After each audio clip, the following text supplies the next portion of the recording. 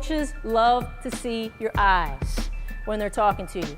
You can make your coach coach you better just by giving them eye contact. Whether you play for a coach that you don't like and you don't think is very good, or whether you play for a coach that you really respect and you really think is a great coach, doesn't matter. You can make your coach coach you better just by giving them eye contact. And this is another thing, one of those things that good coaches will demand. Again, going back to the Duke practices that I've seen with Coach K, he has a team rule. Whenever there's a group huddle and he's talking to the whole team at once, the rule on the team is every person, when it's any coach, not just the head coach, but any of his assistants as well, whenever a coach is talking, everybody's got to stand where they can see the coach's eyes and he can see their eyes. And you don't see that at most practices. I mean, at most practices you go to. In fact, I saw it today in our gym session this afternoon.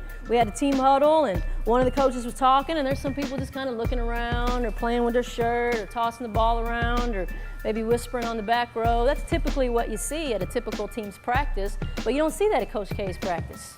Every guy gets somewhere where they can see his eyes and he can see their eyes, and if he moves, they move, so they can be sure to make eye contact.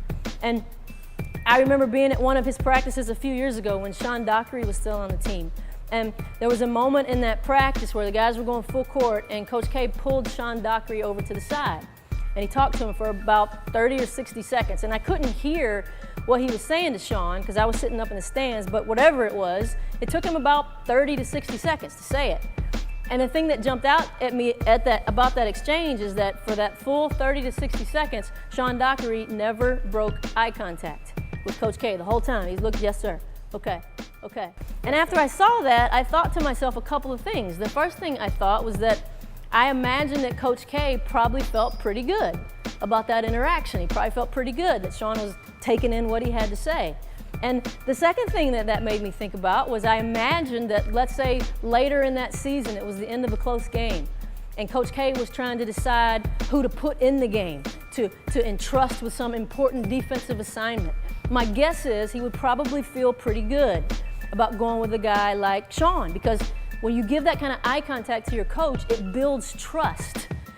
As a coach, just to give you a little insight into what it feels like to be a coach, whenever you're talking to a kid and he or she is kind of looking down at the ground or they're kind of walking away from you while you're talking, first of all, as a coach, it makes you pretty reluctant to say anything else to that player because you're not really sure that they got the other stuff that you told them. It sort of feels like a waste of your time and energy.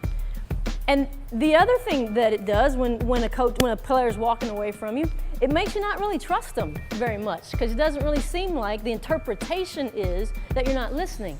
The interpretation is that you don't care about what they have to say. So you can make your coach coach you better just by giving them eye contact. You can build trust from your coach just by giving them eye contact.